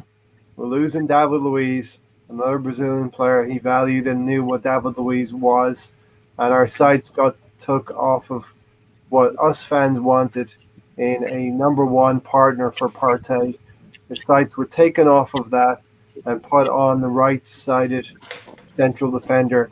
And the majority of our resources, you can see, went towards Ben White in the right central defensive position to replace the leadership, replace the play and the build-up play from David Luiz, which we lost. And I think we're hurting because we took the easy way out in keeping Granit Xhaka on the books. And yes, there was no resources left to look at strikers or moving forward in that regard. And I think it's a major, major issue in this window that we did not address the striking position or move. We're not able to move anyone on. Of course, that excuse will be rolled out as well. Yeah, that's part of that's half the job. All right, it's easy to go out there and spend the money. We are, as most people say, we are competing with ourselves for a lot of these players. Right? It's not like there's two people knocking on the door and we're the one that would knock the loudest and got the attention of the player. We're usually competing against ourselves, right? In reality, was it worth spending 50 on White and maybe keeping Luiz, because you lost, not only did you lose, you lost some leadership there on the back line. Yeah. You lost some aerial defense that you're lacking now. Yeah. Right. Ball goes in the air. We don't have the presence in the air like we used to. Back, yeah. Are you guaranteed some stupid plays from Luiz? Yeah, but obviously that's not an issue. If it was, then Xhaka would be an issue, and it isn't, because he is guaranteed a spot on the field right now. So we can't say, so when anybody says, Luiz does these stupid plays, well, guess what? One of your leaders already does that. One of your top, your second in command basically does that consistently. So that's not an issue with Arteta. It's an issue with us, but it's not an issue with Arteta, because that's where he's gone. And that's, if that's what he wants to do, fine. We'll live with that. But it's like you said, it's got to work for everybody. They spent that money on White, so like you said, now we, everybody in front of him is, we haven't improved there. So yeah, it's. I want to see it work, right? We all want to see it work, but it's. Here's the issue as well. Here's the issue as well, Gary. We're standing still. We're not showing ambition. We're not setting the culture of a winning culture. And we have our player who's playing with England. He's scoring goals for fun. He's assisting, and he's rubbing shoulders with players like Jack Grealish and other England players who are. He's looking up at them, both figuratively and in reality. He's looking up to them and saying, maybe not now. Maybe he's an Arsenal boy. He's a Hale End boy, and he loves Arsenal. But we need to. I've been saying this for a couple of seasons now. We need to improve so that we can show the ambition to Bukayo Saka that he can win things with us, and that's the situation we're in right now. Gunnar Glenn, what was Partey thinking? He was thinking, what do you like on Arsenal? Is a well-established brand, especially in Africa and back in Ghana. It's a high-profile team to come to. Atletico Madrid, big team as well, but Arsenal has that prestige, and you can also get sold on the project that we're going to get better, and whatever Arteta says to these players, Well, he won a trophy though, still. So even though he was over here, he did get the trophy. He won the La Liga, yeah. So he did get that, So we do have a, have a player who's won something on our team. Lee- But yeah, Leon Chordo, I don't know if we believe Naive Arteta can sort the mess out. We're hoping that despite his managerial inexperience, that the players can step forward for him, because we talked about David Luiz, and these are the kind of players who did win an FA Cup for him, and he just didn't get in the way of it, Now is the time. There's no better time than against Norwich to go and show and start the ball rolling and really show that they're actually up for this fight. Yeah.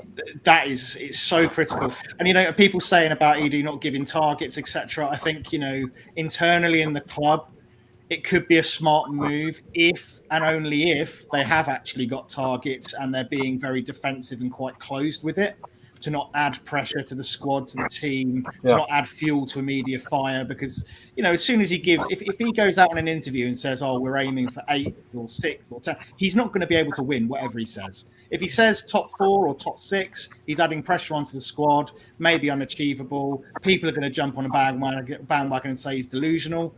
If he then turns around and says, well, we're aiming for 10th or 12th, we're not ambitious enough, I think whatever he says in that situation, he's going to lose. I don't necessarily agree with that, because do you not?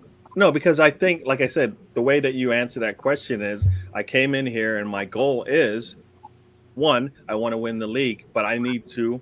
It's steps, it's the milestones that need to be met so that I can get there. All right. So ultimately, my ultimate goal is to come in here and make Arsenal sit not only at the top of the league when the league starts, but at the end as well. All right.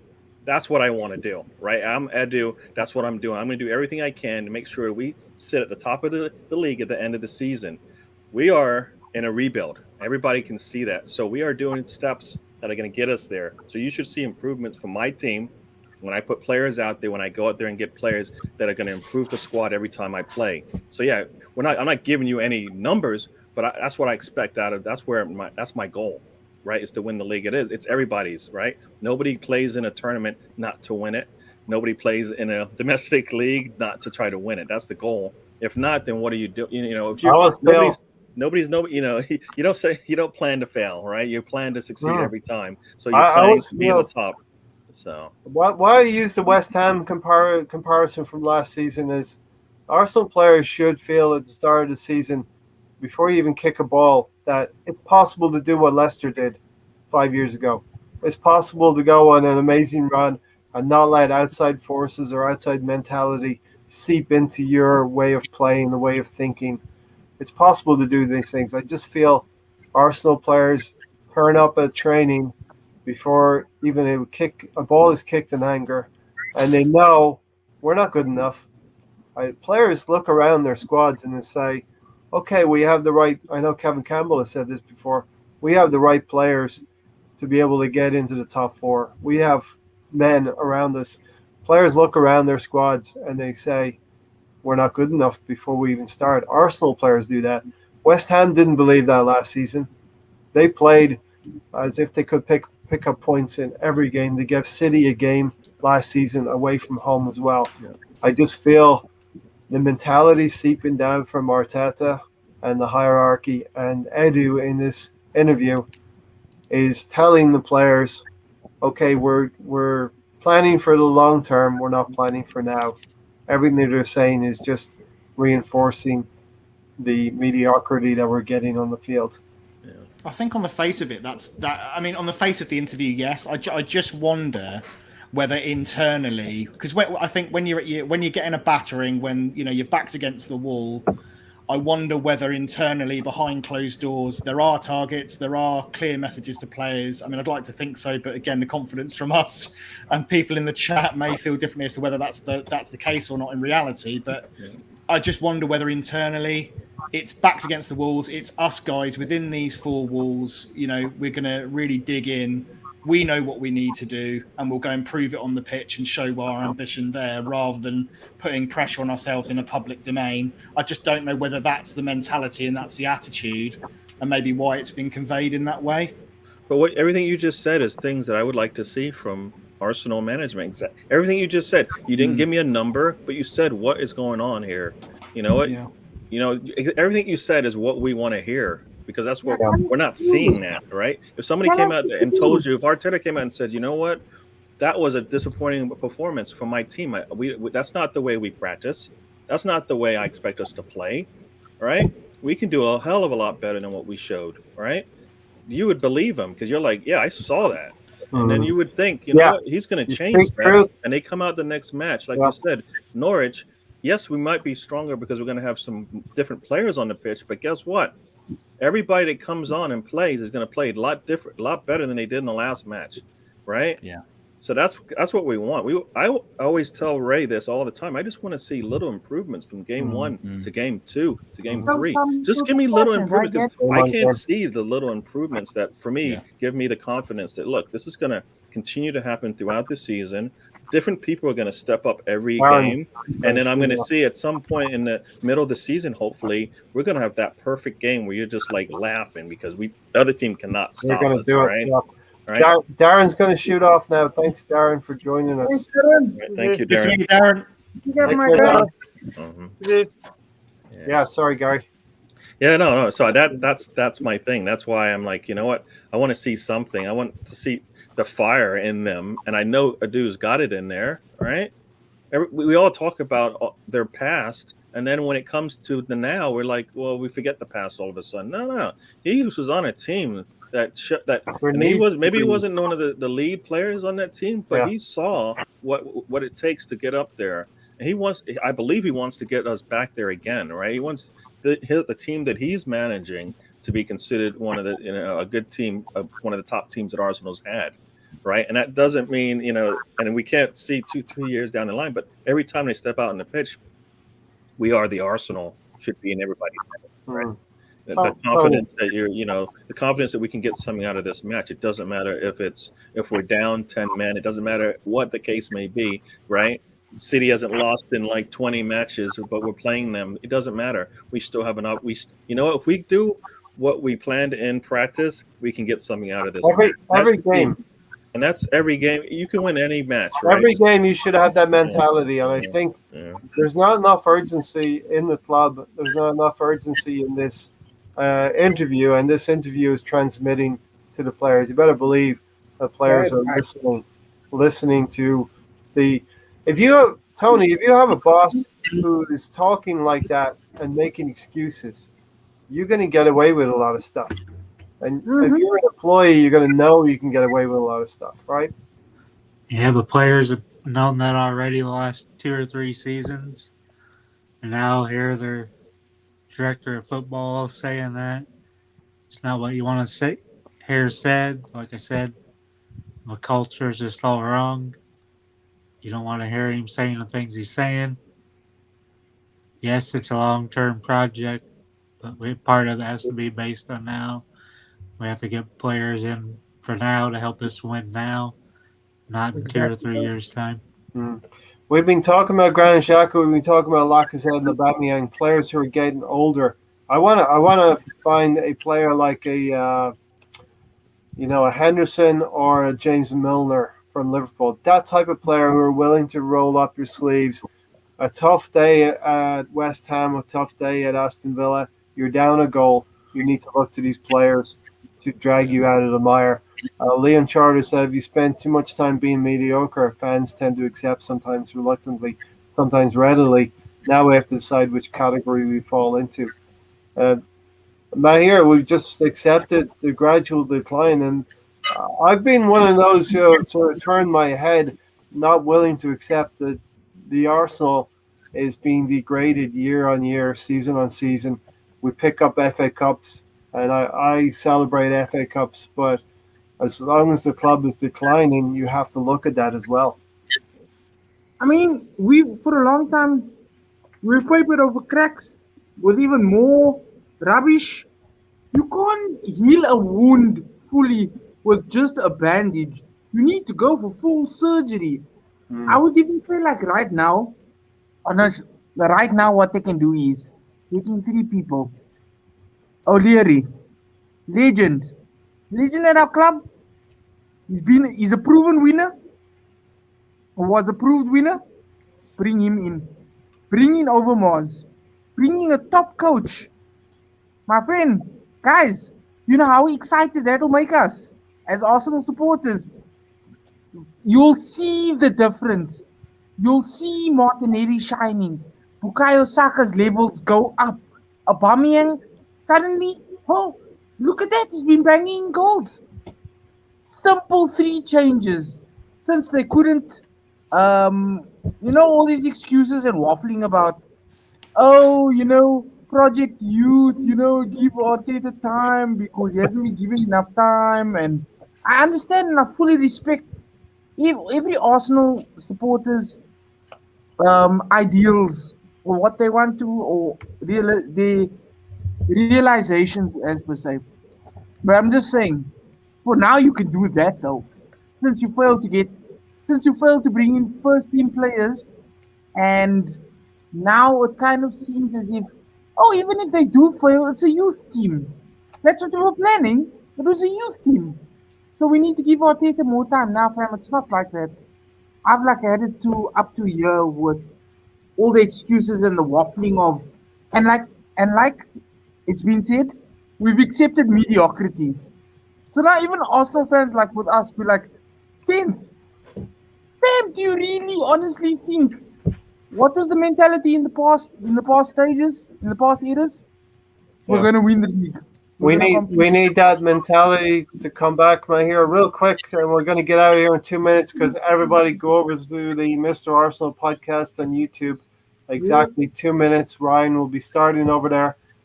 Tony, top right on the screen, will be. We're trying to raise funds for Tony. Had an amputation almost 9 months ago. Has had a GoFundMe page for that length, and we need to get it done. Tomorrow is his birthday, and what better birthday gift would be and to get Tony some donations. Get him another 8,500 plus. Yes, sir. Everybody, please join.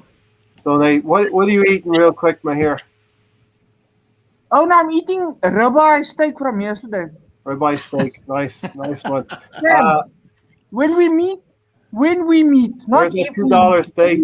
Guys, Tony. A nice little braai, what we call braai. I'll bring the spices. You guys can sit up with your feet up, not chilling with your wives. Hopefully, me with mine. And I'll be braai master. Love it. Look forward to that day, Mahir. Listen, I want to say, Matt, thanks for joining today. Thank you very much for having me. I've really appreciated it. Thank you. All right. Mahir, of course, thanks for joining. And you may see some of us later on over on Mr. Arsenal podcast, probably 6 hours from now, 6.5 hours from now. Gary and, of course, Tony, who the fundraising is all about. So please, we're out of here. We're not going to take any more time away from Ryan. Get over there right now. Lend your support. Watch. Subscribe to that channel. Subscribe here if you're new. And let's get that money for Tony right there. All right. Until then, Arsenal, let's get going for Norwich. Have your sights set on Norwich. We've got our sights set on Tony and getting him that cash in his GoFundMe page. And we're out of here. We will see you there. See you then. And over to you, Ryan, and the rest of the crew. Lots of podcasters over there to check out. So we're out of here. And take care.